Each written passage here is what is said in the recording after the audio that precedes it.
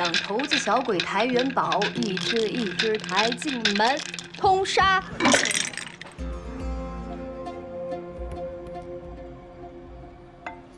7点，天门第1府，庄家第3府。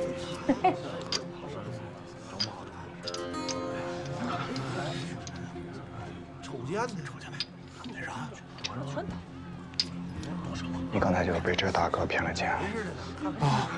就是他，他是我们这有名的恶人。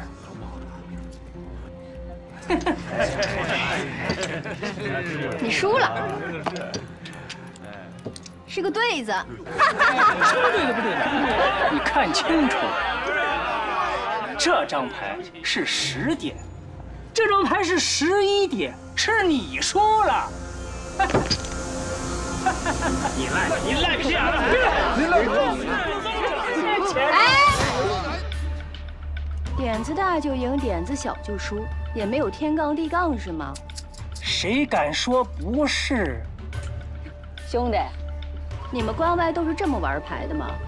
这规矩我可没听说过。规矩，关外的规矩就是关外人一定会赢。识相的把你的手拿开，不然掰断你的指头。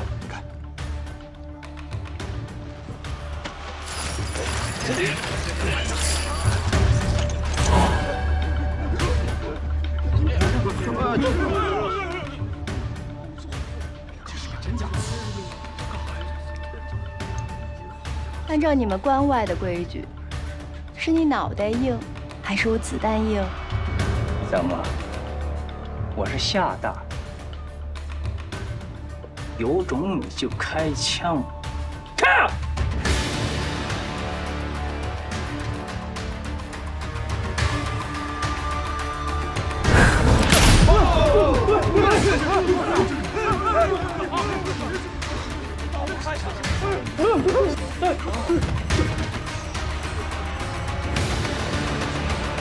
你猜我敢不敢？赌吗？我赌你不敢，你不敢。诸位，帮庄还是帮闲？再不下注，我就扣扳机了。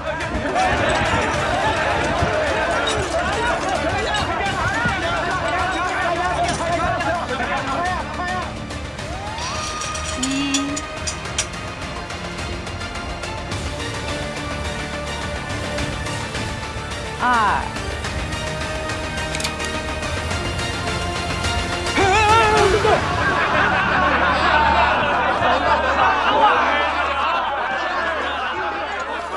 哎，李家大少爷，你让我等得好苦啊！他们跟我说你在这儿。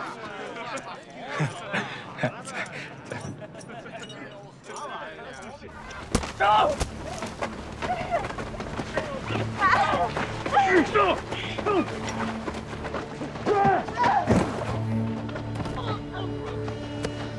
将军，什么都没搜到。一大笔钱，打算黑不提白不提了是吗？关外一草一木都是皇上家的，想做贼，把你们娘俩下油锅炸了都数不清这罪过。钱呢？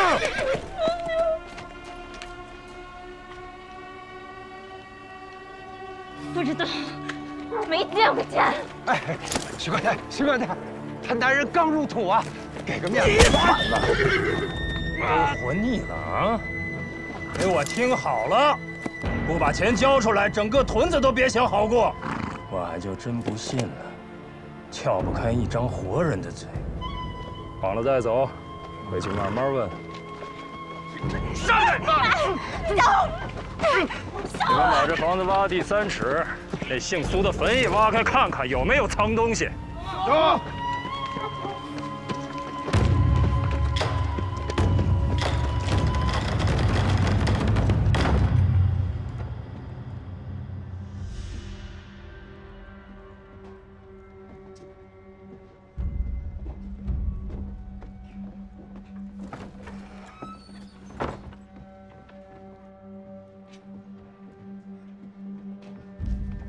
苏小姐，有什么需要效劳的地方，尽管开口。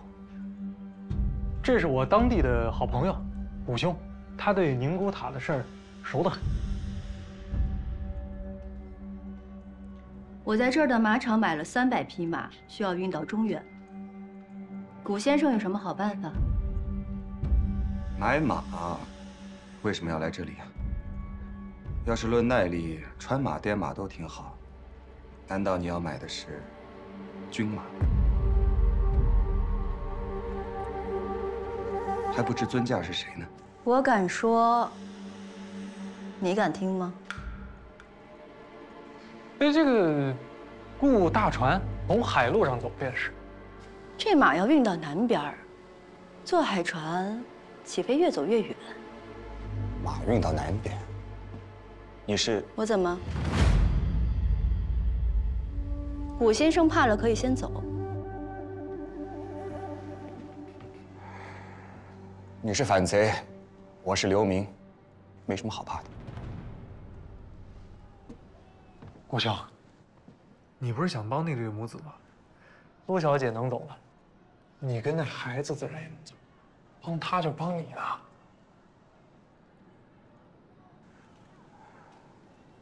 还不知道苏小姐具体要把这些马运到哪儿？只要出了城，其他事儿不用你管。行吧，那容我想想办法。等一下。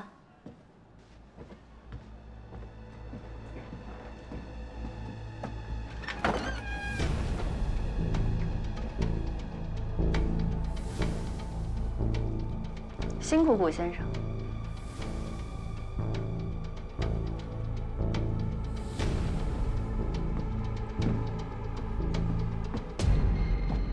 苏小姐，你不怕他告密啊？要不是我给他开门，他早被打成筛子了。这个人是个聪明人。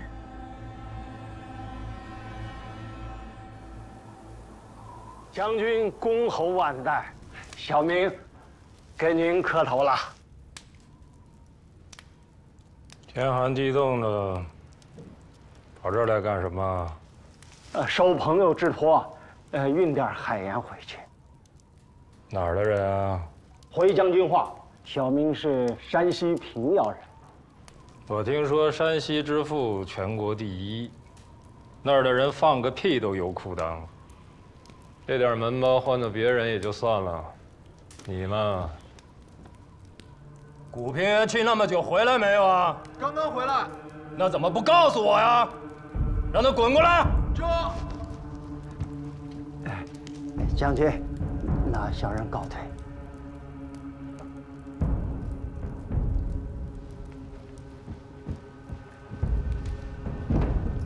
大人，你要逃到哪里去？我哪敢逃啊！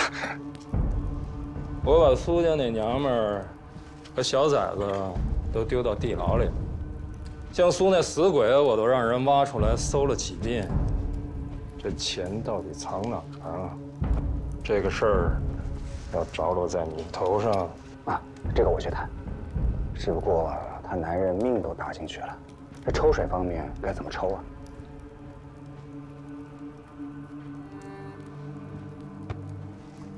年前我要跑一趟吉林，孝敬上来，得多多的备银子。给你3天，事儿办不下来，明年让你上山抓黑瞎子去。是。刚刚来那老西子，你到他住的地方去，再给我抠出几百两银子，要不然那海盐一个粒儿都别想拿走。是。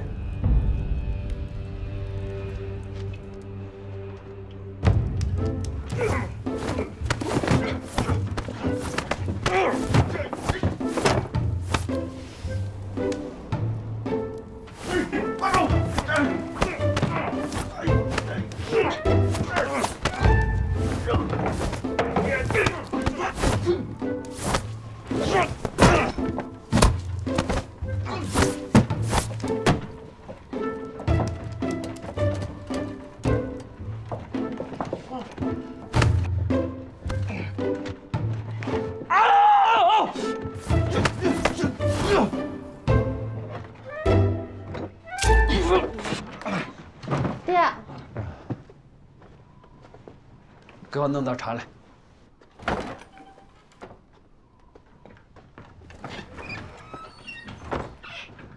老爹，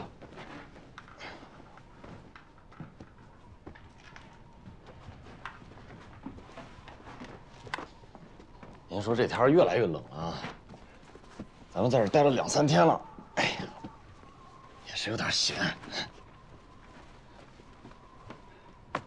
你以为我不着急啊？那个姓徐的官啊，简直就是棺材里伸手，死要钱。顾先生说送200、300两，我想着早点能办下来，就多加了100两。他反倒不干了。那他什么意思啊？咱再加100两啊？不行，这个事儿不能跟天灯油似的，一会儿100两，一会儿100两。他反倒不肯放我们走了。这事儿是我办的冒失了。只能等等了，等顾先生过来，我再向他请教。爹，那个顾先生，我们是不是在进城的时候见过他一面？我怎么不知道？很威风的。上一次他来同我讲烧灶的事情，我就想起来了。你呀，怎么什么都记得住了？你倒是应该好好想想，你是个女娃娃。别到处抢着跟人说话，一点规矩都没有。我去看看马，天实在太冷了，加一次料可能不够。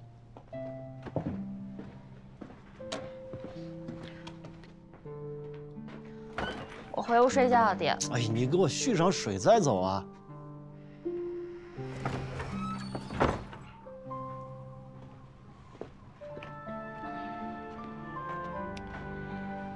您不说，我哪敢给您续呀？弄得我一点规矩都没有，没大没小讨人厌。闺女，你知道这儿是什么地方吗？宁古塔，不是流犯，谁会待在这儿啊？防人之心不可无啊！咱们呀，老老实实的把事儿办完，回家过年。东打听西打听干嘛？爹，那你说那个古先生是不是大盗，杀人如麻，吃人心肝什么的？山大王，你是听书听多了。那你打听打听呗。我这燃眉之急的事还解决不了呢，哪顾得上打听这无聊的事儿？睡觉去。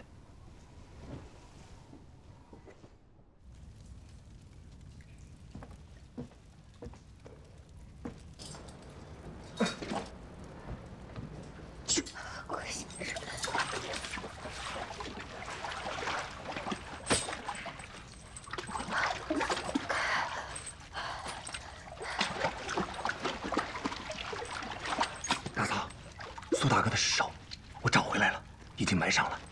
你放心，等开了春，找人好好修一下墓地，再找个石匠，给他雕块好碑。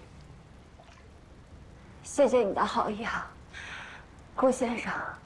那姓徐的官大对我讲，说了事情，将来给孩子补一个骑兵的位置，给我在城里找套房子。你答应他了？老虎跟你商量，只吃你的胳膊，留着你的腿。你能信啊？他恨不得把我们的骨头渣子都咬碎了吞。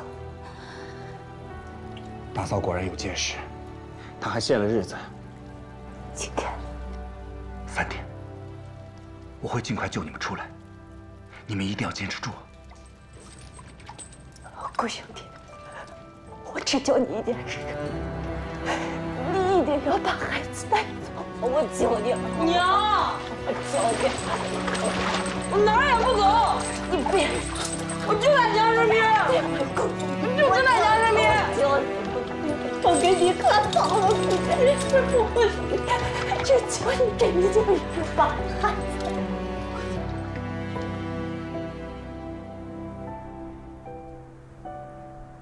四爷，嘿，顾先生，可算把你盼来了，快，请。你是江洋大盗啊，还是读书人造反才被流放到宁古塔的？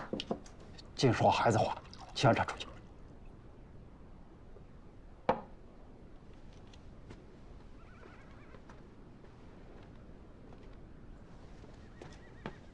哎，郭先生，不知四爷上回给了多少门包啊？我寻思着着急回家，就给了400两。可是徐官带非说山西富甲天下，这个钱不够。给的越多，只会越麻烦，只能让他觉得你越有钱。你也明白地告诉我，你若帮忙，需要多少钱？莫怪。这样，过3天，我把盖了城防大印的眼影子给你送过来。至于钱嘛，我在宁古塔要钱也没有。不过我倒有一事需要四爷你帮忙，过些日子告诉你。顾先生，你若能帮乔老儿度过这一难关，日后但有吩咐，必尽全力。顾大哥，怎么，四爷还有什么要交代的？四爷没有什么要交代的，倒是我想打听个事儿，成不成啊？啊，你问。你流放多久啊？过了这个春节第5个年头。哎，我听说这都是大盗反贼，你怎么也不像？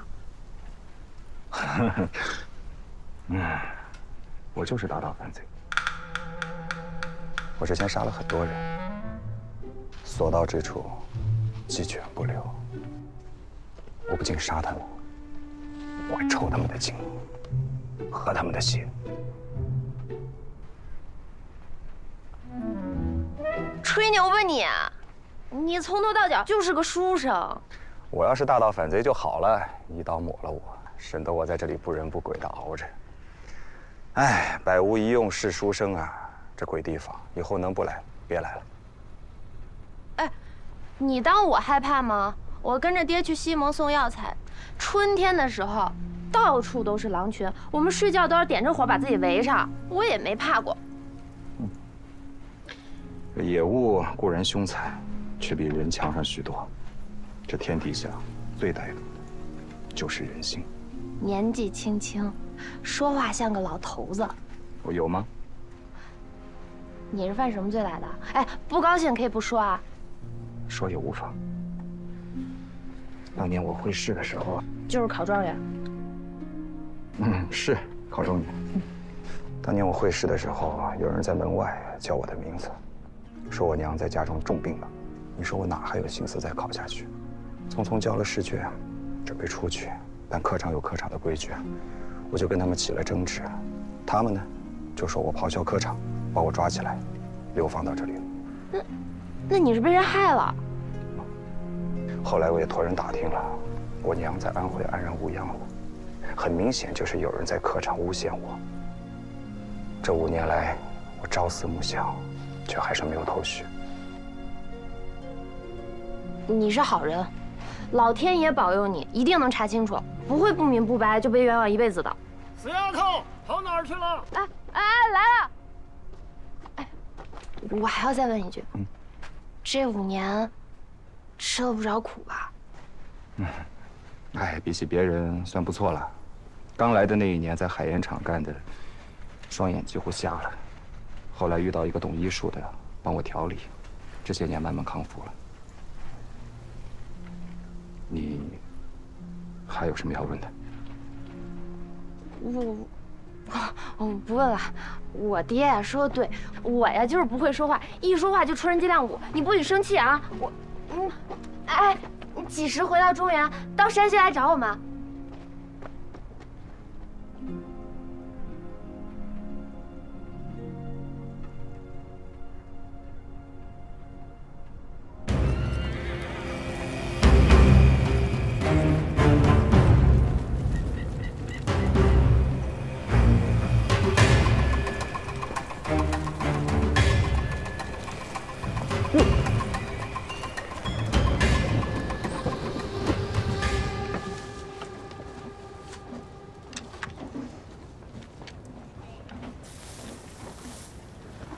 这些俄国人，枪炮造的当真好。若是把他们弄到大清来造枪造炮，岂不是大发利市？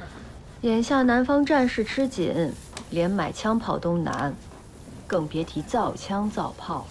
说到底，你们李家还是生意人。你跟着反贼倒也不怕。我当然怕呀。幸好我来之前，我爹跟我讲了你的身份，不然我做梦也想不到，还有你这样的漂亮女人做反贼。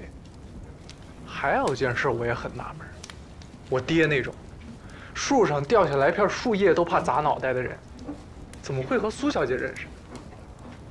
那是因为你们家连号遍及长江南北，全靠我护着。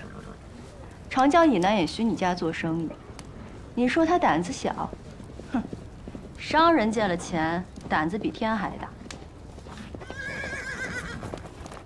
哎，你那朋友该到了吧？苏小姐在吗？古兄，进来吧。进来，进来。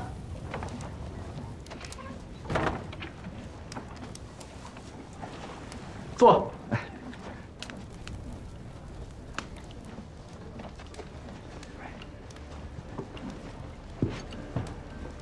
有主意了？啊，主意倒是有了，不过咱们得先说定了。你讲，能答应的我自然答应。出宁古塔或许是有办法，只是出了城以后，你打算怎么走啊？我自然有办法。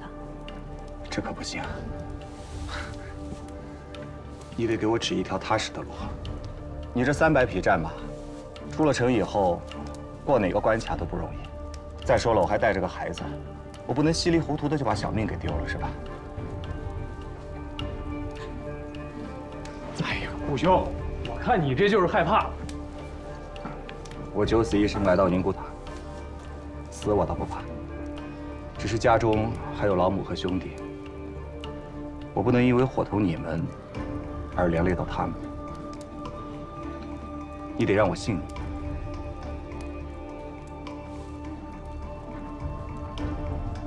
给他。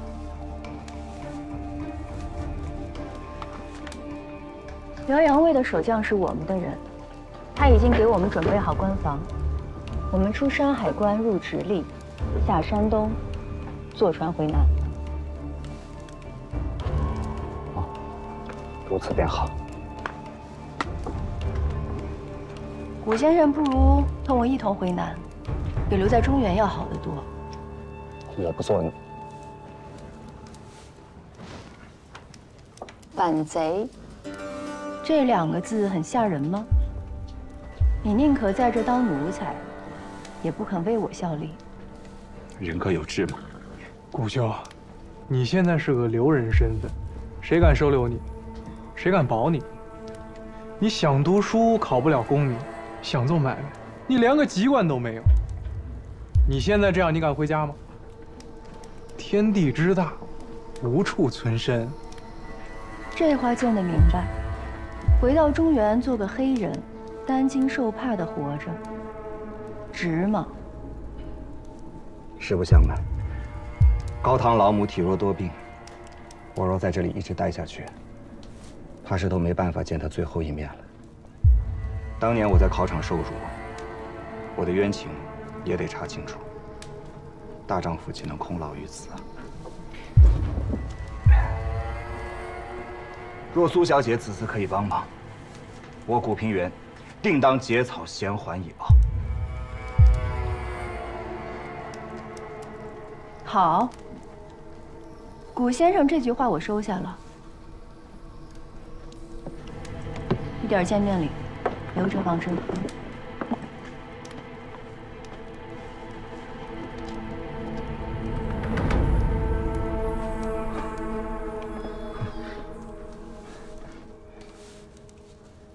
哎，李清少爷，你还未成亲吧？那自然是没有。那便好，咱们宁古塔的姑娘们可够劲儿，不成个亲再回去，太可惜了。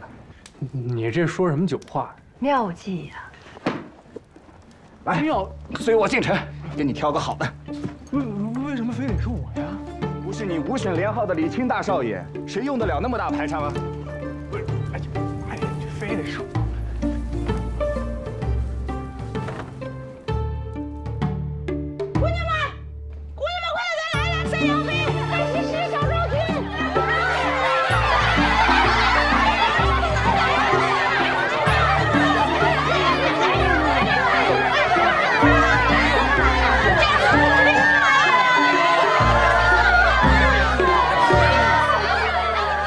冷静啊，听我说，这是京城5省连号的李清大少爷。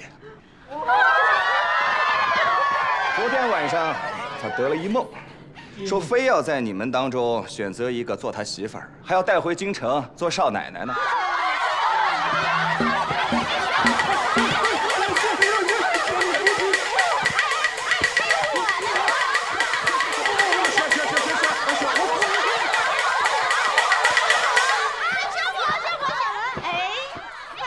这一大早啊，肥猪就拱门了，你也太没有眼光了，你像会收我呢？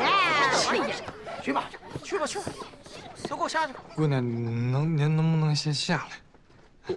我不下去。昭君姐姐，要不您先回去，梳洗打扮好了，明天还要带你上京城呢。我就不下去。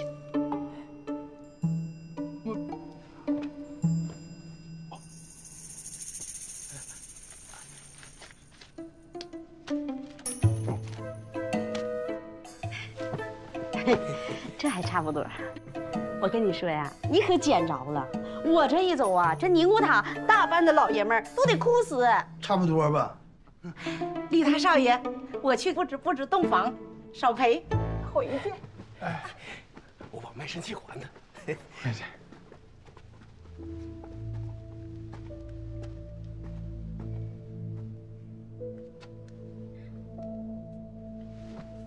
多谢二位。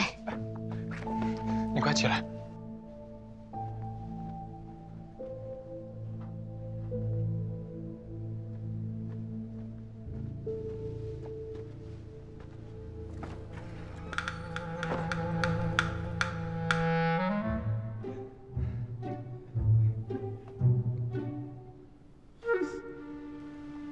哎呦，我死了，算了。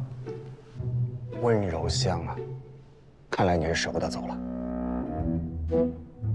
滚蛋！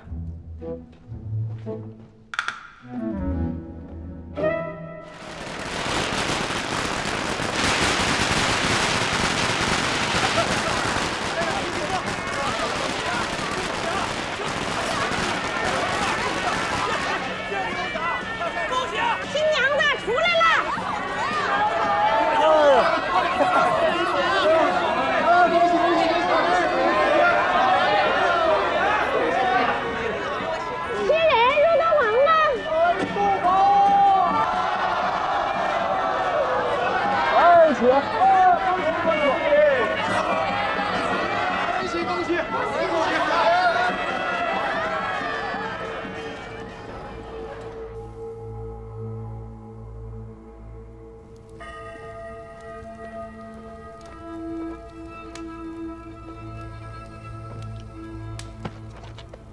我跟你说个新鲜事儿啊，京城5省连号的大少爷正在窑子里成亲，全城一半的老百姓都去凑热闹，凡是去的都有赏银，4个碟子8个碗的流水席啊，酒随便喝。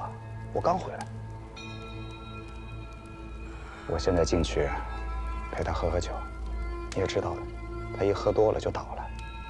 你看你要不要啊？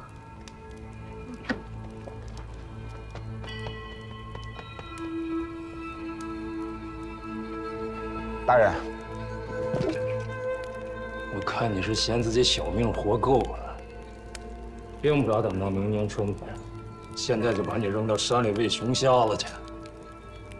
大人息怒啊，怎么生这么大气啊？交代你2件事，你办了没有？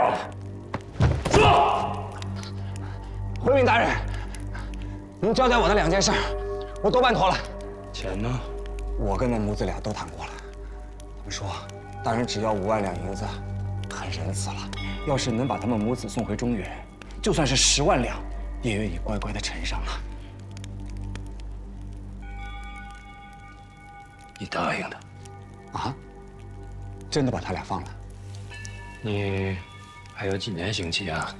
还有10年。你把银票骗出来，我给你减5年。当真？像那对母子一样，放我回中原？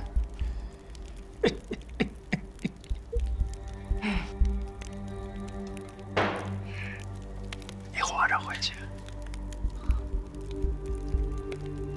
懂了，大人。那你好好喝着，这壶酒下去之前，我把银票给您送过来。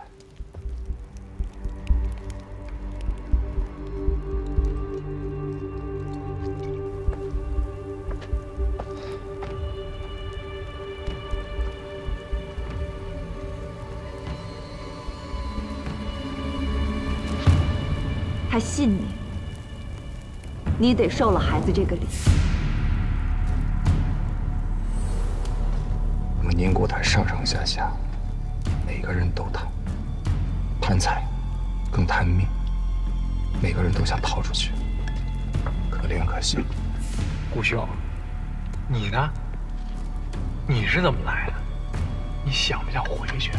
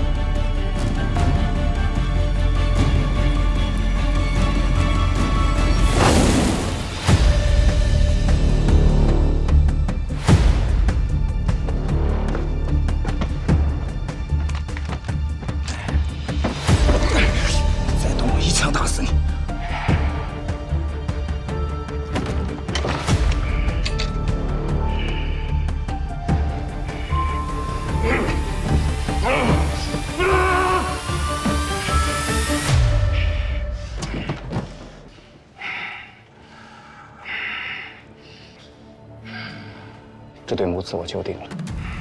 姓徐的，我忍了5年，就为了这一天，惠氏被人陷害，我必须查出真相。你怎么了？你要哭啊？有话说。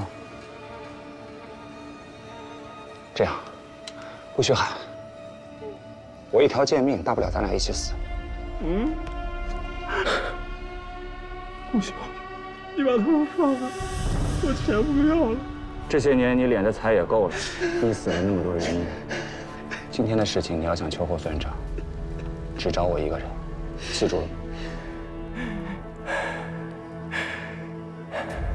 姓顾的，行。宁国坛200多年，还没见过犯人绑棍的，你逃不掉。咱俩再见面的时候，老子把你劈吧！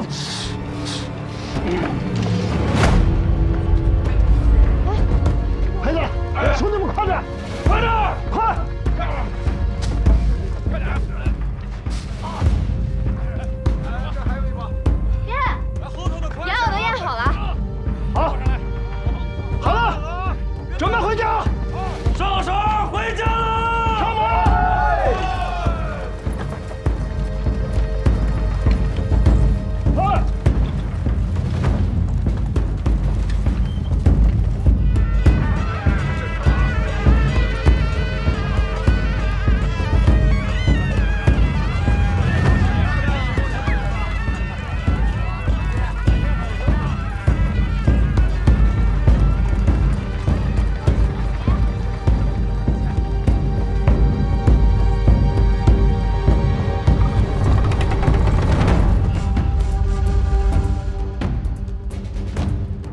你说只带2个人走，母子俩都得带走，留下视野后面。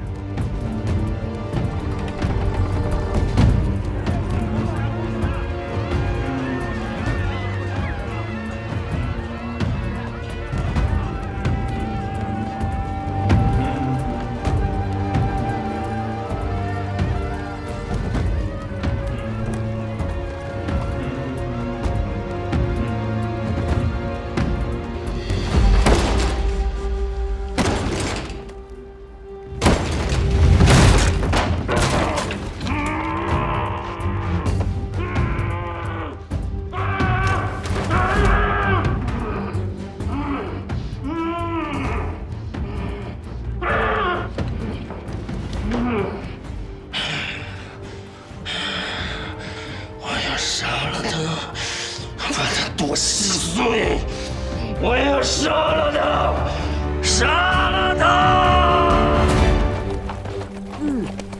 同志，一路下去便是疗养，咱们就此作别了。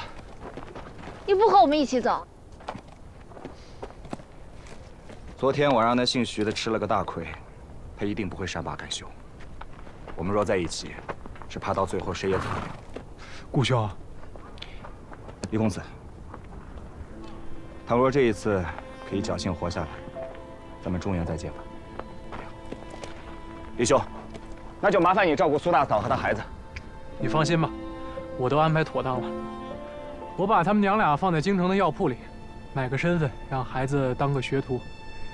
李家在这江南江北养了几万个伙计，还怕再多这2个？顾兄，我应了你。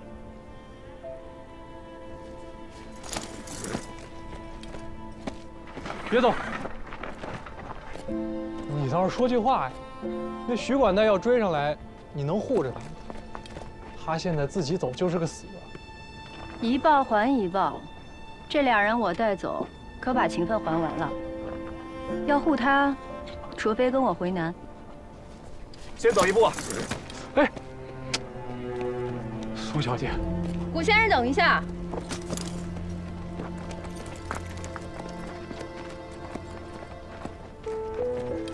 刚来宁古塔的时候，我还纳闷呢，这么多流放的犯人就这么住着，也不堪压起来。后来我想明白了，方圆几百里连个人烟都没有，逃都逃不出去，你哪里有别的路可逃？听天由命吧。你要答应跟我回南，我有办法保你平安无恙。我若是在宁古塔还有机会回去，但若是做了反贼， 就真的一点机会都没有了。苏小姐的一番美意，我心领了，咱俩的账清了。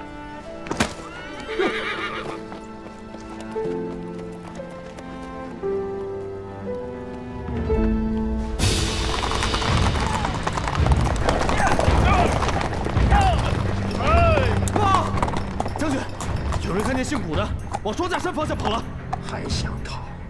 他一个书生跑不快，都给老子加把劲儿！我非把这个狗东西碾碎了不可！走！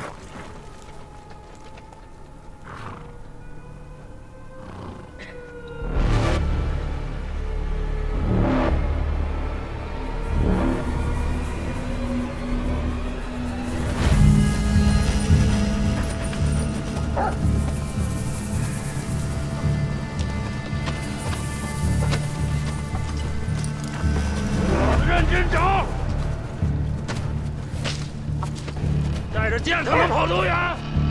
让！都给老子找仔细了！不是你，都别动！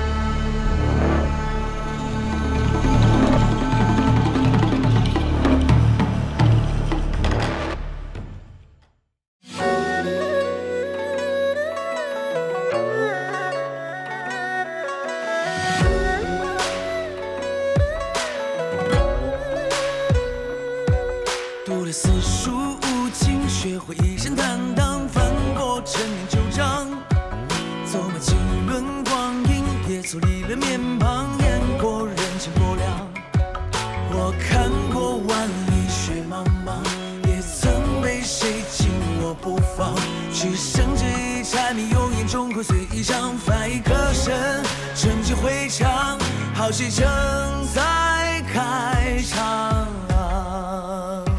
天下有道理，千军义气万两，做人应如同伴，万远内方，一步烽烟，一条路，一生用脚步丈量。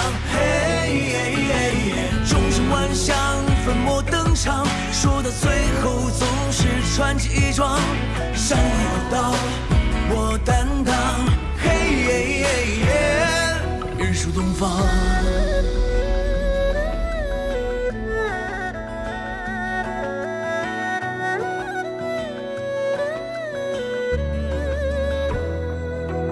流过多少血泪，只要爬得起来，纯洁当作小将，还能喘一口气，就剩几只脊梁，扛过刀剑风霜。人生在世本就长，咬紧了牙关走一趟，凭谁人说痴心妄想，众口随一张，翻一个身，纯净回肠，好戏正在开场。天下有道理，千军义气万两，做人应如同伴，万人内方，一步烽烟，一条路，一生用脚步丈量。万象，尘埃落定，留下传奇一桩。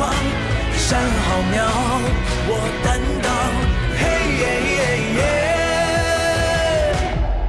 日出东方。